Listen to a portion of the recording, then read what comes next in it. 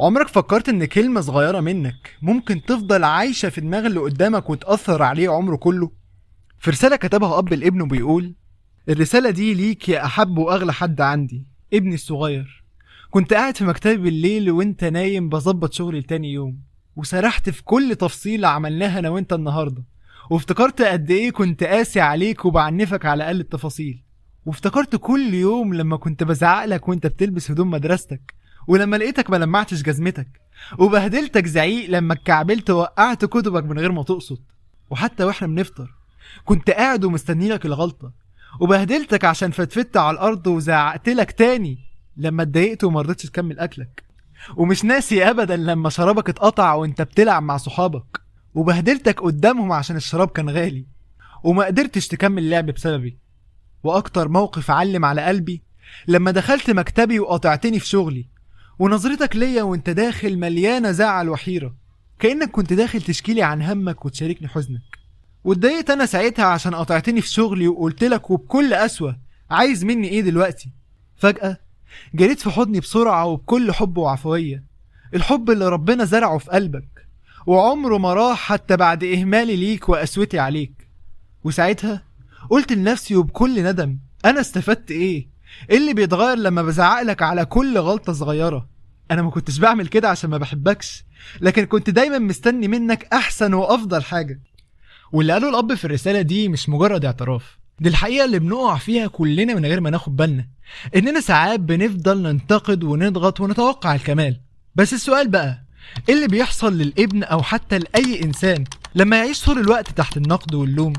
الانتقاد المستمر مش بيصلح، بالعكس بيكسر. الابن اللي بيتعرض طول الوقت للوم والتوبيخ بيفقد ثقته في نفسه، يحس إنه مش كفاية وإنه عمره ما هيبقى قد التوقعات، وساعتها يا إما يستسلم ويبقى ضعيف ومهزوز، يا إما يتمرد ويبعد عن أهله ويحس إن البيت بقى خنقة بالنسبة له.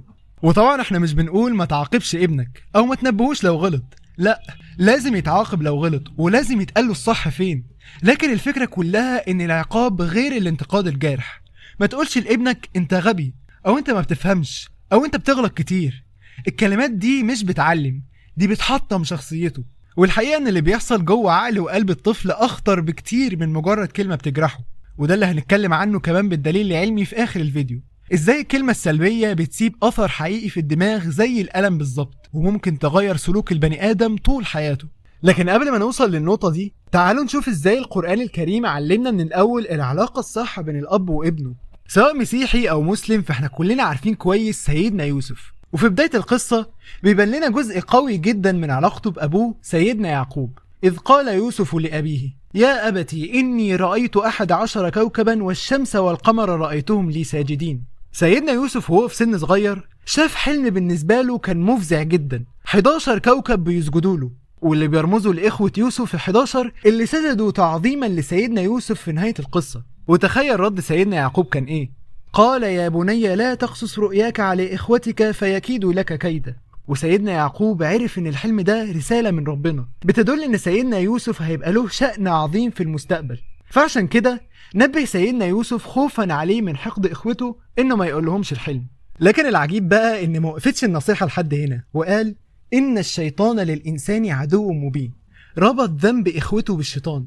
تخيل معايا ان ابنك جاي يحكي لك حاجة وانت قلت له ما تقولش لفلان عشان ممكن يأذيك، ابنك ساعتها هيفهم ان فلان ده بيحقد عليه، وبالتالي ابنك ممكن يكرهه. وتخيل بقى لو فلان ده حد من قرايبه او اخوته. وهنلاحظ ان كلام سيدنا يعقوب كان صح فعلا من بقية القصة، لما اخوة يوسف اجتمعوا مع بعض وقالوا: اقتلوا يوسف او اطرحوه ارضا يخلو لكم وجه ابيكم وتكونوا من بعده قوما صالحين.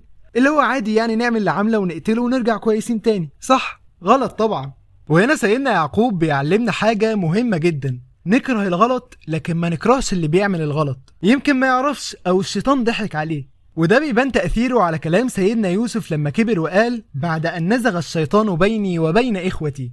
الشيطان هو اللي فرق بيني وبينهم. المبدأ ده بيزرع جوانا الرحمة، زائد انه كمان هيخلي عندك قبول اكتر لأي حاجة بتحصل حواليك. والعجيب بقى ان الدراسات الحديثة بتأكد ان كل كلمة احنا بنقولها وخصوصا الكلام السلبي بيأثر فعلا على اللي قدامنا، ومش تأثير نفسي بس، دي فعليا بتأثر في دماغك كأنك اتجرحت حرفيا. طب ازاي؟ تخيل معايا ان الكلمة الجارحة دي بتاخد رحلة جوه دماغك، اول ما تسمع الكلمه ودانك تستلم وتخش على دماغك، تروح على طول للاميجدالا، ودي المسؤوله عن الخوف والمشاعر القويه. الاميجدالا اول ما تسمع كلمه جارحه تقول اوبا ده في تهديد بيحصل دلوقتي، تقوم باعته بسرعه للهايبوثالاموس، والهايبوثالاموس زي زرار الانذار في جسمك، اول ما بيشتغل يفرز ادرينالين وكورتيزول وجسمك يبدا يتفاعل، قلبك يدق اسرع، نفسك مش منظم وعضلاتك بتشد.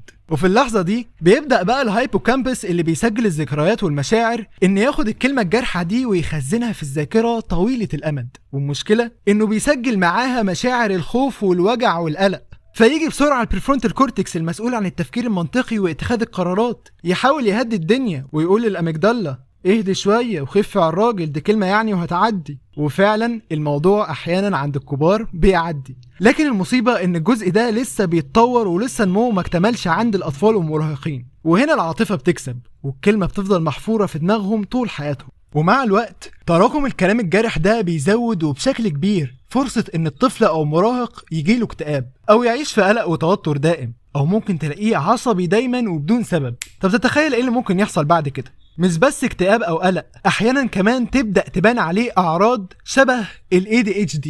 ازاي؟ خليني اوريك بامثلة واقعية. في المذاكرة يقعد ربع ساعة وبعدين يسرح، او يبقى فاتح الكتاب لكن دماغه في حتة تانية. وفي المدرسة متنح للمدرس ونبقى فاكرينه مركز جدا بس هو مش فاكر حاجة أصلا. وفي البيت هتلاقيه دايما ناسي هو حاطط حاجته فين وسرحان كده. وحتى في حياته اليومية يكلم صحابه وفجأة يقطع الكلام ويجيب موضوع تاني ملوش أي علاقة. وفي أي حاجة مملة زي الواجبات وهكذا ما بيعرفش يكملها لحد الآخر، وتلاقيه في الأفلام أو الألعاب مركز أكتر من أي حد. وبالمناسبة قبل ما حد يجي يكتب لي في الكومنتات الله يطمنك طمنتنا كلنا، أنا فعلا سرحان دايما ومش بعرف أذاكر. وهنا هقول لك بقى إن إحنا كلنا كجيل ما شاء الله علينا ما بنركزش، وفعلا كلنا عندنا نقص تركيز بحكم السوشيال ميديا والحياة السريعة. لكن اللي عنده مشكلة بجد الأعراض دي بتبان معاه في كل حتة، ودايما هتلاقيه كده مش في موقف أو اتنين.